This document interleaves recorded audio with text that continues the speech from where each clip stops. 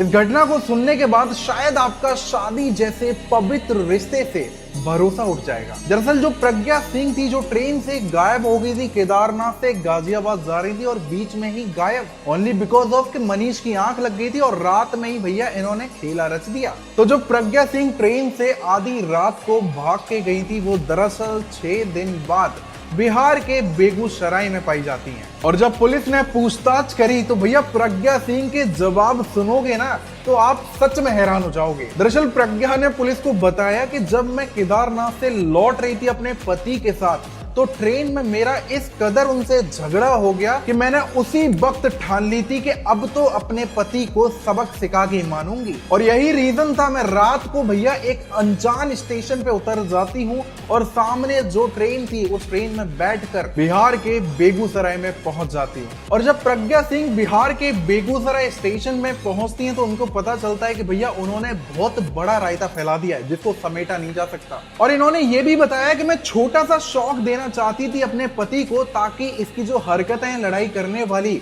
वो सुधर सकें। ये भी बोला कि मैंने अपनी माँ को कॉल कर दिया था कि मैं सेफ हूँ बिहार में बेगूसराय में। फिर प्रज्ञा की माँ पुलिस स्टेशन पहुंच जाती हैं और उनको बोलती हैं कि मेरी बेटी सही सलामत है, इसको भैया ट्रैक कर लो और वहां से लेके वापस आ जाओ। फिर पुलिस बिहार के बेगूसराय में जाते हैं और भैया 6 दिन बाद प्रज्ञा सिंह को अपने शहर कानपुर में लेकर आते हैं और तुरंत ही प्रज्ञा सिंह को अपनी माँ को सौंप देते हैं। और पुलिस ने यह भी बताया कि भैया इनके बीच में लड़ाई स्टार्टिंग ट्रिप से ही हो रही थी और बाद में इतनी ज्यादा बढ़ गई कि लड़की ने यह कदम उठा लिया। लेकिन सवाल अब भी वही उठता है कि अगर गलत कदम उठा लिया था, 1 दिन बाद पता चल गया था, बिहार के बेगूसराय में पहुंचते ही रायता फैल चुका था, तो प्रज्ञा सिंह ने पहले ही दिन रायता क्यों नहीं समेटा?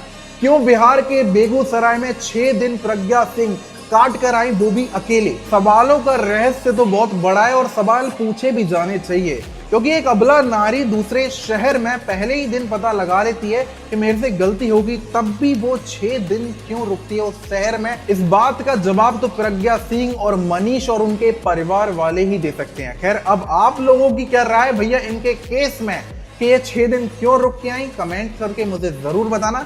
लेकिन उससे पहले मुझे फॉलो कर लेना, क्योंकि हर पल की लेटेस्ट अपडेट और लेटेस्ट जो केस होते हैं मैं आपको सुनाता रहता हूँ।